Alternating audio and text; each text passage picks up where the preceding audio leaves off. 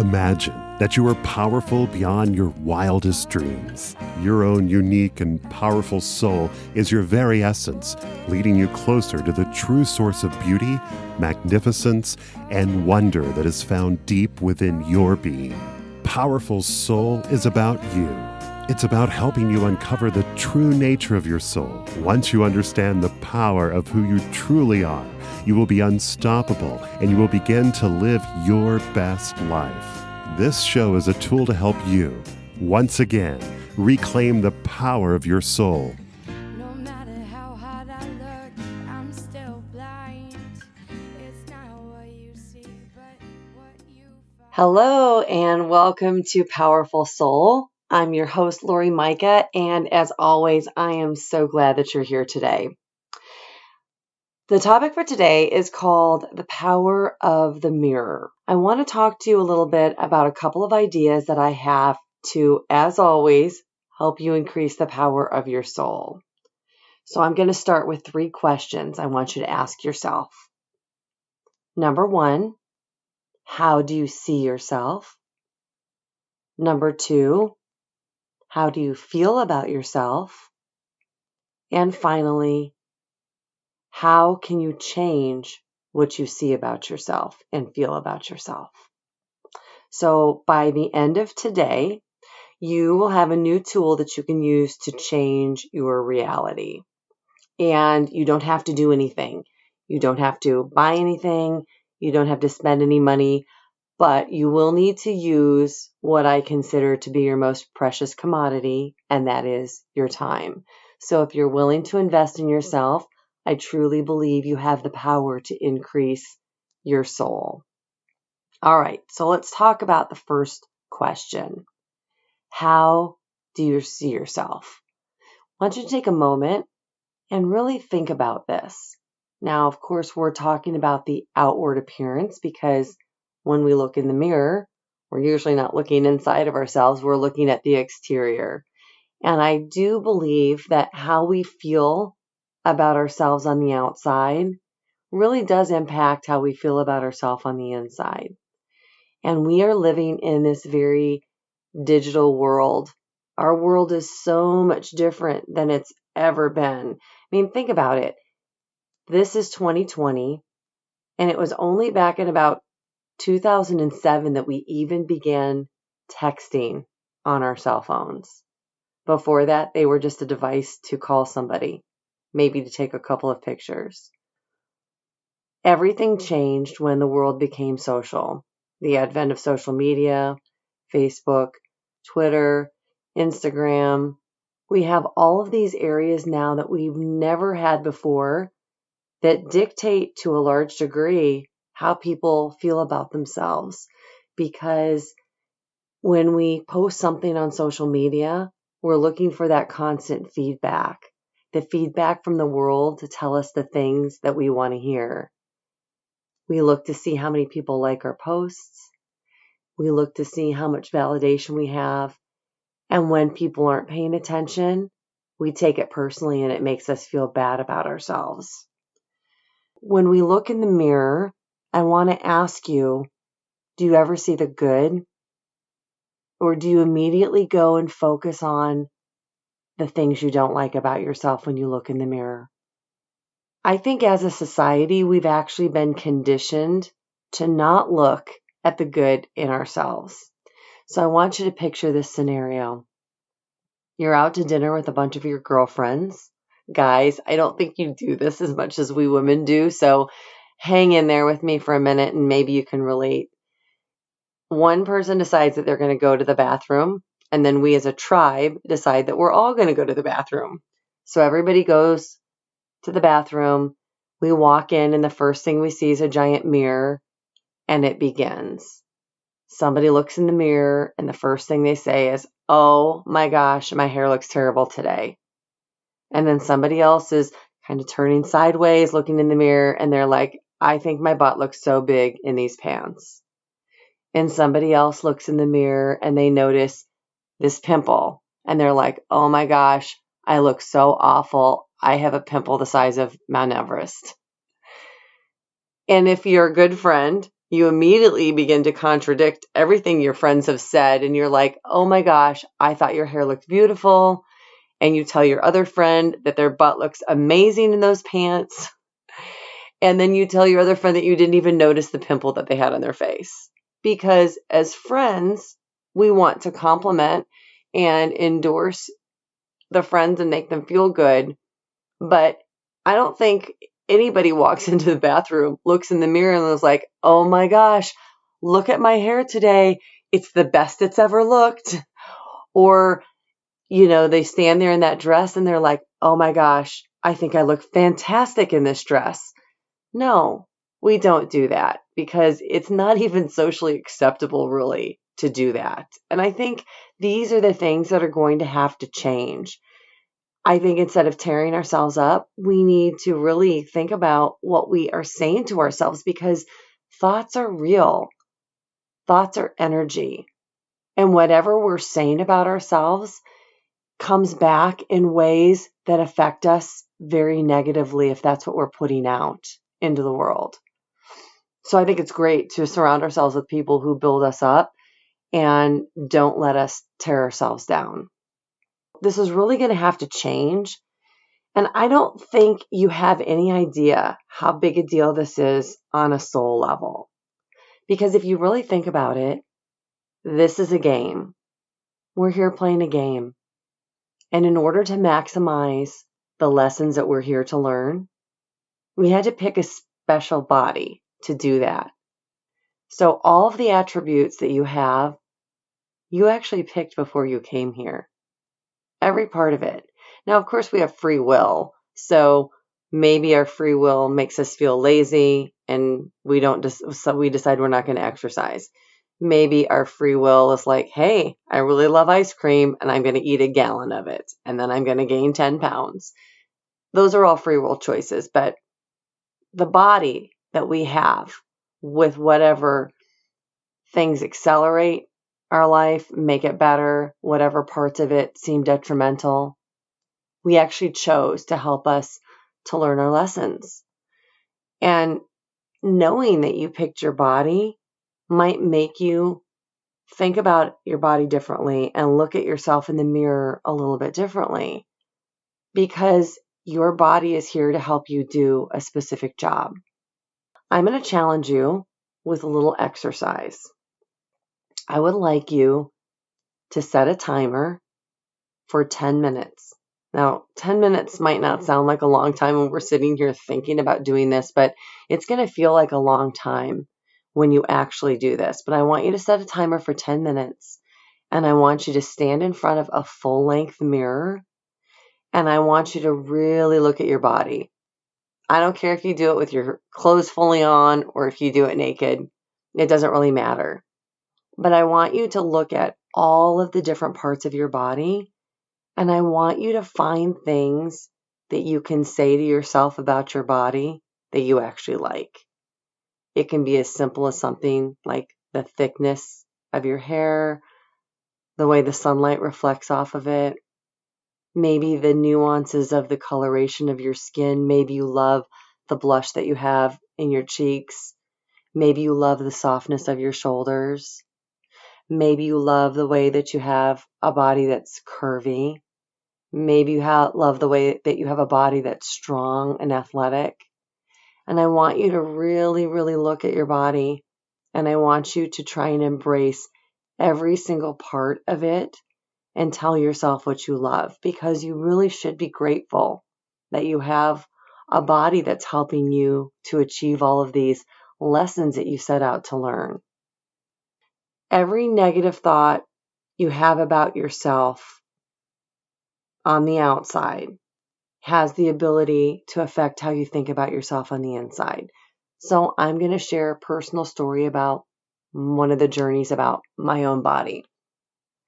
I can remember being about, maybe like 12 or 13 years old when I think I first noticed that I didn't like my thighs. I can remember sitting in junior high and looking down at my legs in shorts, thinking that my thighs looked so fat pressed against the chair.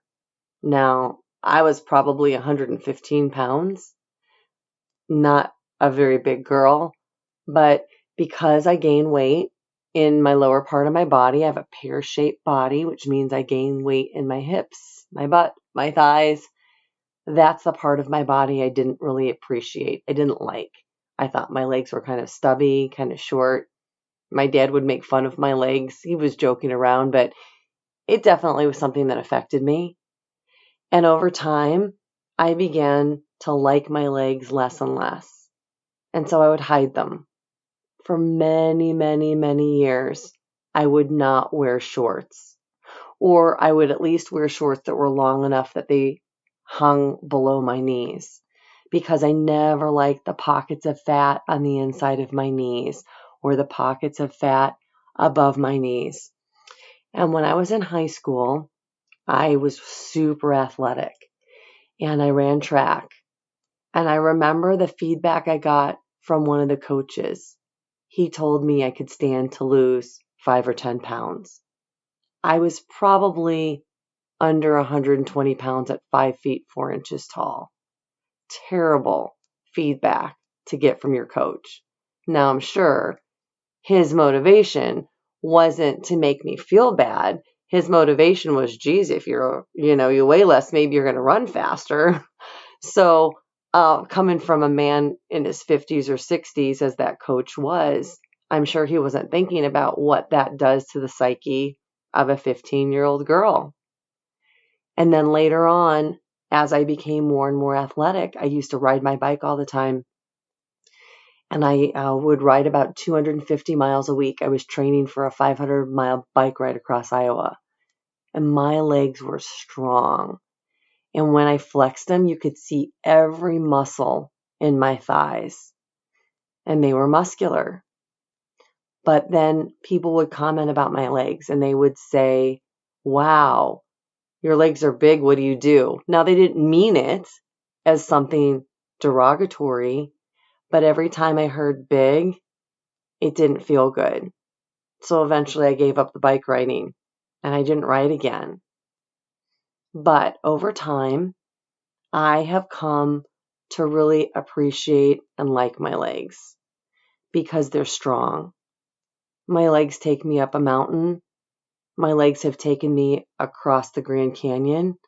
For my 50th birthday, I challenged myself to hike rim to rim to rim in the Grand Canyon.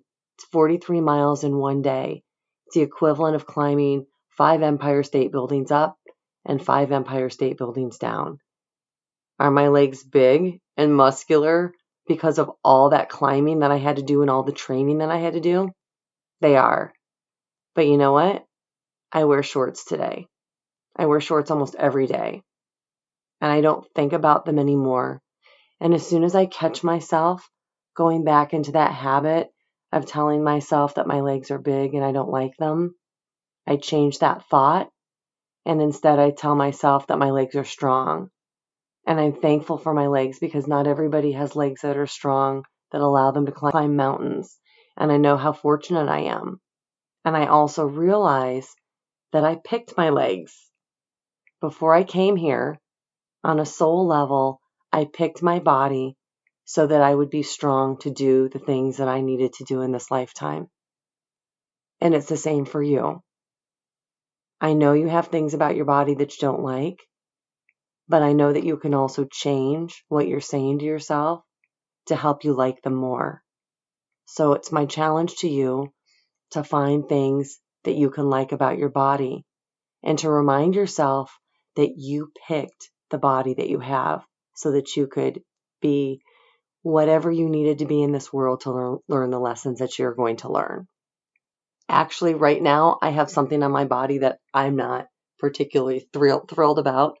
A few weeks ago, I was shutting a window and I shut my thumb in the window and I severely bruised my thumb. It turned purple, it turned black, and everybody who saw it told me that I was going to lose a nail. And I was like, boy, I sure hope not, because who wants to lose a fingernail, ladies, right?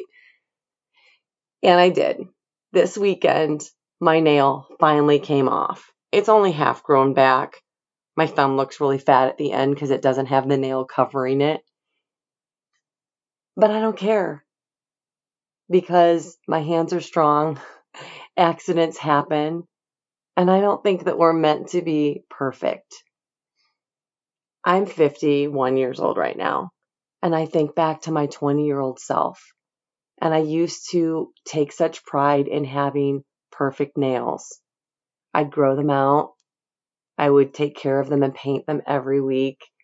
And it was something that I was really kind of obsessed with. And this was back before you really had a lot of nail salons. So I can remember times when I would break a nail and I would get so mad that I would cry. And I would super glue them. And I think I almost had a meltdown when I broke a nail right before my wedding.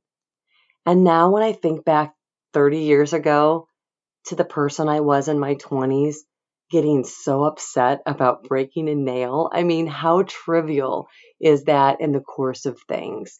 But these are the things that we're kind of conditioned to appreciate in society, to appreciate the outside more than the inside.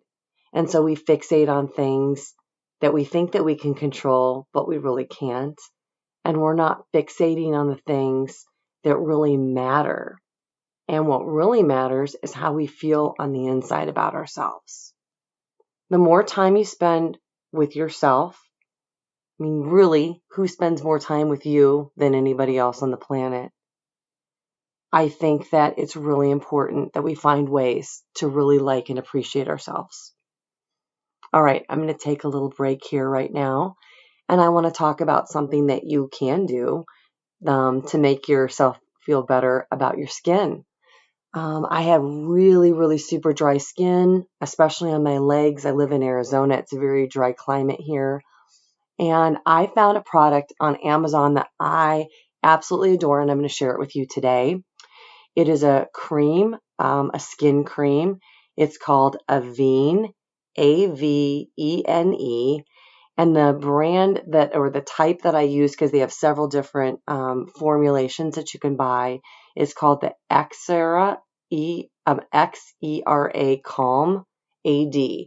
And I started using this because I noticed that my lower legs, my calves, were super, super dry and scaly, almost to the point of being kind of a little bit itchy.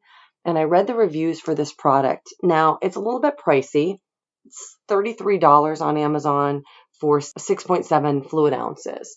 But this cream lasts a really, really long time because you don't need very much of it. It's just like a little tiny drop about the size of a pea is enough to moisturize my entire lower leg. So it's lasting for a really long time. But I am not kidding. Within the first week, the scaling that I have had on my legs for a very long time has completely gone away. So I think it's worth it. And with 4.6 stars on Amazon and 800 reviews, there's a lot of evidence out there that other people feel the same way that I do. So if you want something to make yourself feel great, you can find that product on Amazon. I told you we were going to talk about 3 things today. The second thing I want to talk about is, how do you feel about yourself? So not the outside, but the inside. I mentioned that you spend more time with yourself than anybody else on the planet. And I know that some of you out there who are listening don't like yourself very much. If you're honest with yourself, there are some people out there that probably even would say you hate yourself.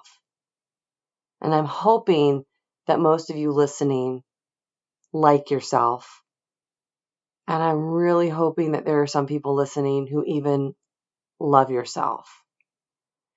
And I think it's so important to love yourself, because if you don't love yourself, it's really hard for you to attract the love that you deserve into your life. And it's really hard for you to love anybody else until you can truly love yourself. I'm going to tell a little story about my son, Ryan. When my son, Ryan, was in 2nd grade, he was about 7 or 8 years old. One day I woke him up to go to school, and he told me he didn't want to go to school. He told me he hated school. And I was really shocked by this, because this is a boy who'd previously liked school quite a bit. And all of a sudden, he was telling me he hated school and didn't want to go. Well, of course that wasn't acceptable. I made him get out of bed, get dressed, and go to school. But then I became concerned and I started to wonder what was going on at school that was making him hate it. When he got home that day, we sat down and we had a little talk, and I asked him all kinds of questions like, what's going on with your friends? Everything seemed normal. How do you feel about your teacher? Thought the teacher was fine. Was he being bullied? No, nobody was bullying him. For whatever reason, this kid has just decided he hated school. Well, I told him that wasn't going to be acceptable. We didn't use the word hate in our household. And so I made him change what he was saying, and I told him he could no longer say I hate school. Now, I knew I couldn't make him tell himself that he loved school, that he was never going to believe that. But I told him that he had to say he didn't like school very much. And I let that go on for a little while. And then I made him change what he was saying to school's only kind of okay. And after a while, I made him change it to I kind of like school. And after a while, we changed it to I like school. And eventually, we didn't have to change it to anything because he would get out of bed and he would happily go to school. I learned very early on that mindset was something that could be changed. And I saw it and witnessed it and did things like this with my kids over and over again. The reason I want to tell you this story and share this with you is because what you tell yourself becomes your reality, good or bad. And if you're looking in the mirror and you're telling yourself that you hate yourself or you don't like yourself very much, that's the energy you're sending into the world.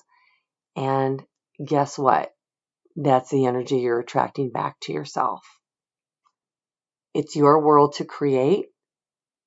So I have a second challenge for you. I want you to do an exercise. I want you to look in the mirror every day for 60 seconds. Now, you don't have to have a full-length mirror because I just really want you to look at your face. I want you to look at your own face in the mirror. And I want you to look into your eyes. And I want you to tell yourself however it is that you feel about yourself. And I know some of you are going to say, I hate yourself. But that's okay. Because today's the last day I want to hear you say that. From now on, the only thing you can say if you hate yourself is that I don't like myself very much. And you can say that for a little while, but then I want you to change it again. And I want you to tell yourself that you're kind of okay. It's called faking it until you make it. And by doing this little exercise, you truly have the ability to change how you feel about yourself. It really starts with you, and it's really important that you learn how to eventually love yourself. I mean, really and truly love yourself. Because guess what? That person that you see in the mirror is an optical illusion. Because that's not the real you. The real you is an unbelievably powerful, beautiful soul. If you could see the true beauty of your soul, you would never, ever look at yourself and say anything other than, I love myself. Because the true essence of the universe is love. The true essence and energy of everything is love. And the more you learn to love yourself, the more love you will attract to yourself. The more love you'll be able to give to somebody else. This is such an important lesson for you to learn. And I just can't stress enough that you need to take this 60 seconds and you need to get to the point where you're looking yourself in the mirror and you're telling yourself that you love yourself. All right, I'm going to take another break and I want to tell you about something else that I think can make you feel really good about yourself. It's a fragrance that I found a while ago, and it is called Oranger. It's spelled Oranger. It is the closest smell that I've ever found in a perfume to the real scent of orange blossoms. When I was in my early 30s, my parents had moved to California and I took a trip to visit them. And we were driving. The fragrance of orange blossoms filled the air so much that I made my parents pull over, and we got out and we stood in this orange grove and just smelled the amazing fragrance of orange blossom. It is truly one of my all-time favorite smells, and I have been on a quest ever since then to find something that recreated that smell. And I've got to tell you that this perfume really and truly does it. I live in Arizona, and my next door neighbor has an orange tree and a lime tree. And every spring, I will smell that smell out in my yard, and I go and I inhale it. And I have tested this where I've sprayed it to see how close it is, and it's pretty doggone close. Again, this is something that you can buy on Amazon. You can get 50 milliliters of it for $22, and I think you're going to love it because a fragrance has the ability to awaken our senses in a way that nothing else does. And if you can smell something on your skin, spray something in a room, it will automatically make you feel so much better. All right. Let's recap. So we've talked a little bit about how you see yourself, and we've talked a little bit today about how you feel about yourself. So the true power is understanding that how you see yourself and how you feel about yourself is purely a product of you. No one controls your mind but you. This is all you. So let's talk about the last key to increasing the power of your soul. And that is how to change. The power is within. I want you to imagine, either you can go to a mirror right now, or you can imagine looking into a mirror. And I want you to look at your reflection. How do you know that that reflection in front of you is not really you? If you were going to raise your hand and wave to your reflection, how do you get your reflection to do that? Can you make your reflection raise its hand? No, of course not. The only way you can get your reflection to wave is for you to raise your hand and to wave into that mirror. In other words, the only way that you can change yourself is by doing it internally with what you tell yourself and what you do. That's it. That's how it works. If you've been trying to make changes by getting the physical world around you to change, it's never going to happen. It's very difficult to initiate enough force on the outer world to make everything around you change to be the way you want it to be. It is much, much easier to go within and find a way to change whatever it is in yourself that you need to change so that you can become the most powerful version of yourself. So you need to start with you. And if you want to change your outer reality, the only way you're going to accomplish that is by first focusing on and changing your inner reality.